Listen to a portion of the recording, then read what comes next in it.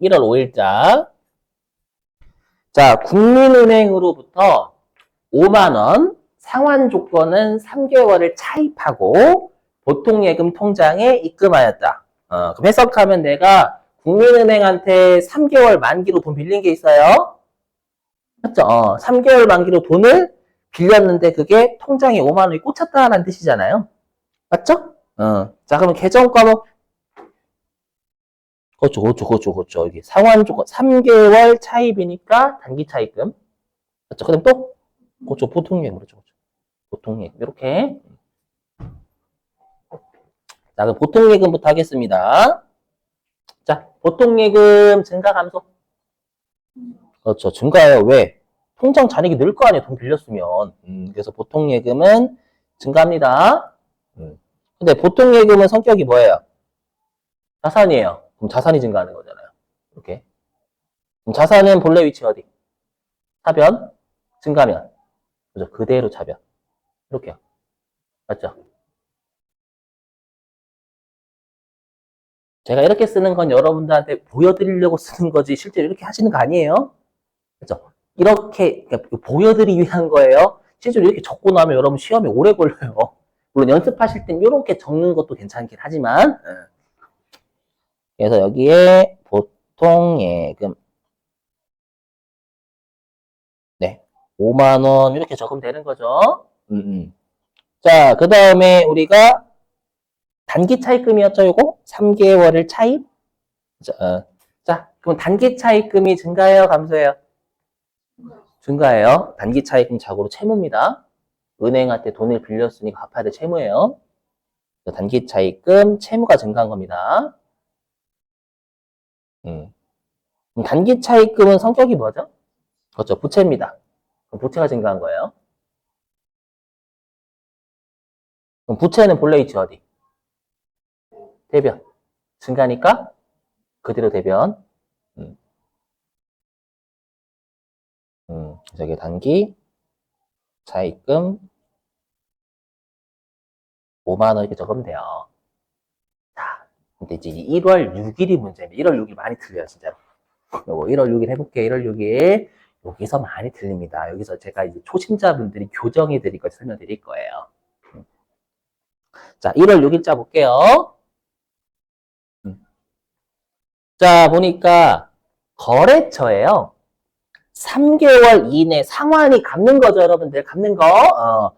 3개월 이내의 상환 조건으로 현금 4만 원을 대여했답니다.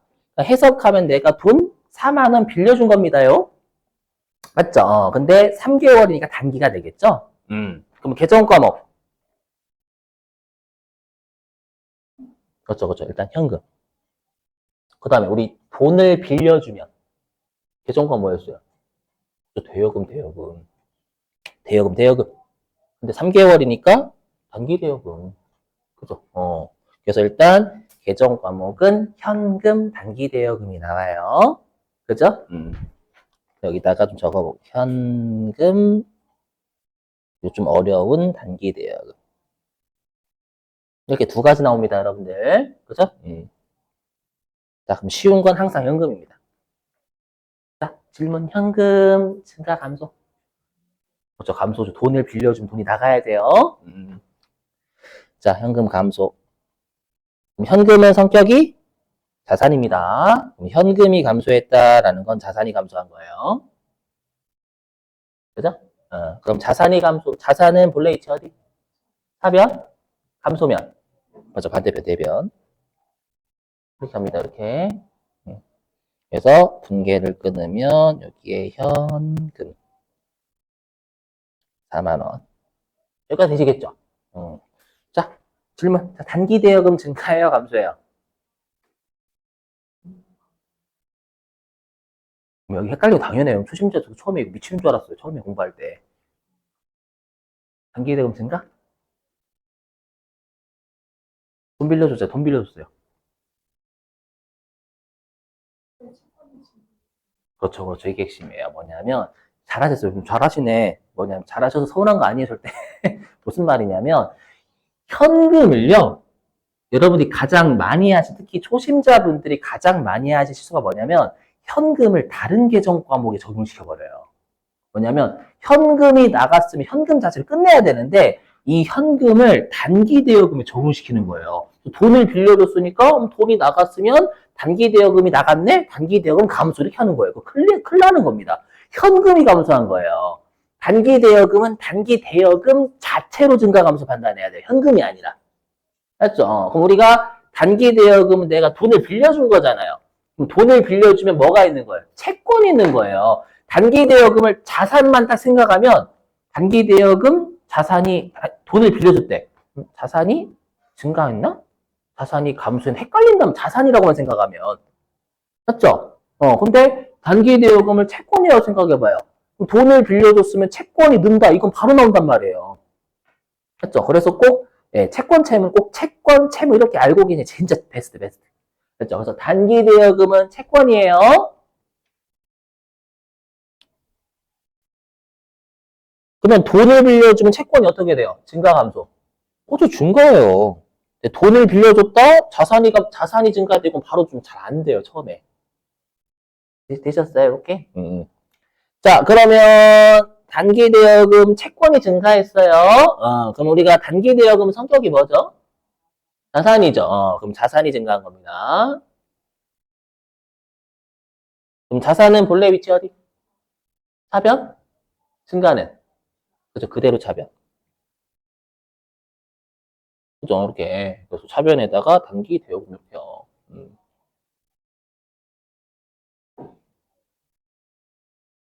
이렇게요.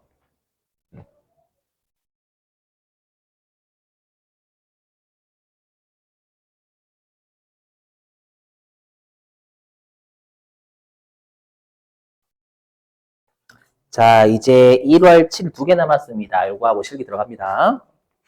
자, 1월 7일인데요. 우리가 여태까지 끊었던 애들은 전부 다 개정 과목 2개예요. 근데 1월 7일자는 결론부터 말씀드리면 개정 과목이 좀 있습니다. 몇 개. 자, 해보죠. 읽어볼게요. 자, 주식회사 삼진으로부터 상품 7만 원을 구입하고 대금 50%는 현금으로 지급하고요. 나머지 50%는 다음 달 말일에 주기로 하다. 해석하면 내가 상품을 7만 원 주고 샀긴 했는데 3만 5천 원은 당장에 돈 현금으로 나갔고 나머지 3만 5천 원 외상으로 상품을 산 거잖아요. 이해되시겠어요? 그럼 일단 계정 과목. 그렇죠. 상품. 또 현금 그렇죠. 없어요? 그렇죠. 외상 매입 그렇죠. 왜? 여기 그렇죠. 상품을 매입했는데 다음 달에 주기로 해서 상품을 이거 녹색으로 제가 미주신 게 상품을 외상으로 매입했다는 뜻이에요. 맞죠? 그럼 상품을 외상으로 매입하면 외상 매입금인 거잖아요. 그죠, 여러분들? 이렇게 그죠? 상품하고 현금은 파악할 수 있어요. 바로 맞죠? 눈에 보이기 때문에 근데 이런 걸 파악할 수 있어야죠, 여러분들이. 그죠? 자, 그러면 질문. 자, 상품이 증가해요, 감소해요? 구입 횟수가 증가하죠? 상품의 성격이 뭐예요? 자산이죠? 그럼 자산이 증가하는 겁니다. 그럼 자산은 본래 위치 어디? 차변? 증가니까. 그대로 차변입니다. 질문 얼마? 상품 얼마 증가해요? 7만원 증가하는 상품 7만원 주고 샀거든. 맞죠? 그래서 차변에 상품은 7만원 증가하는 겁니다. 네, 현금은 바로 할게요. 이제 워낙 현금은 잘 하시거든요. 몇 번 하다 보면. 자, 현금을 지급하면 현금이 어떻게 돼요? 증가, 감소? 감소입니다. 그럼 현금은 성격이 자산입니다. 그럼 자산이 감소하는 거잖아요. 그럼 자산은 본래 위치 어디? 사변, 감소면, 대변. 그죠? 현금은 대변으로 3만 5천에 감소하는 거예요. 현금은 잘하시니까 이렇게 한 거예요, 그냥. 됐죠? 그럼 남은 외상매입금 하나 처리하면 됩니다, 이제. 맞죠? 그러니까 보시면, 증가 감소 계정 과목별로 다 판단하는 거구나. 이게 회계예요, 회계. 이제 외상매입금 해볼게요. 자, 상품을 외상으로 35,000원 주고 샀죠? 외상으로는 35,000원이잖아요. 그럼 지금 외상매입금이 증가해요, 감소해요? 증가하는 거죠? 그렇죠. 외상으로 샀으니까 외상매입금이란 채무는 증가하는 거예요. 맞죠? 그래서 외상매입금도 채무예요, 채무. 증가. 됐죠, 여러분들? 그럼 우리가 외상매입금은 성격이 뭐예요? 그렇죠, 부채입니다. 그럼 부채가 증가하는 겁니다. 그죠? 부채는 본래 위치 어디? 대변, 증가면. 그죠, 그대로 대변. 여기에 외상매입금. 네, 35,000원 이렇게 분이 끊는 거예요. 보시면 아시겠지만 회계는 무조건 차변과 대변의 숫자가 일치하면 돼요. 오해하시면 안 돼요. 차변에 2개, 대변에 2개 이렇게 상관없어요. 그냥 차변의 계정 과목 1개고 대변의 계정 과목 3개더라도 숫자만 일치하면 되는 거예요. 총 숫자가. 아셨죠? 네. 자, 이제 마지막. 자, 1월 8일자입니다. 자, 볼게요. 자, 읽어보면 주식회사 설악과 상품 구입 계약을 거기다 좀 추가 좀 해주실래요? 어떻게 추가해 주시냐면 이렇게 구입 계약을 80만 원에 체결. 80만 원에를 좀 붙여주세요. 상품 구입 계약을 80만 원에 체결. 실제 시험에서 더럽게 좀 이렇게 줘요. 이상입니다요. 자, 상품 구입 계약을 80만 원에 체결하고 그 대금 중 일부인 8만 원을 현금으로 지급하였다. 이 뜻입니다. 이 뜻. 이런 문제 자주 보시게 될 거거든요. 우리 시험에서. 그럼 해석하면 일단 80만 원의 상품을 사기로 계약을 했어요. 근데 일단 계약금 8만 원 먼저 던져준 거죠. 계약했으니까 계약금 일부 8만 원 준 거잖아요, 여러분들. 맞죠? 그럼 계정 과목 뭐? 그렇죠. 바로 나오셨네. 그렇죠. 여기 계약금을 지급했잖아요. 그럼 계약금 지급한 분이 선급금입니다. 그렇죠.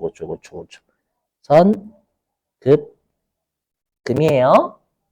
오케이? 그 다음에 현금은 바로 할게요. 현금. 됐죠? 이렇게. 자, 그럼 일단 현금부터 먼저 해보겠습니다. 자, 현금은 어디다 적으면 돼요? 바로 안 가능한가요? 대변. 그렇죠. 왜냐면 현금은 자산이니까 차변. 맞죠? 지급하면 감소니까 반대편 대변. 동의되시죠? 현금? 바로 되시죠? 현금은? 네.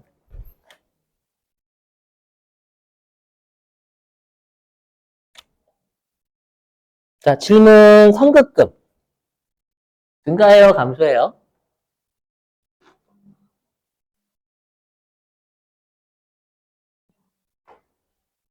응? 증가, 감소?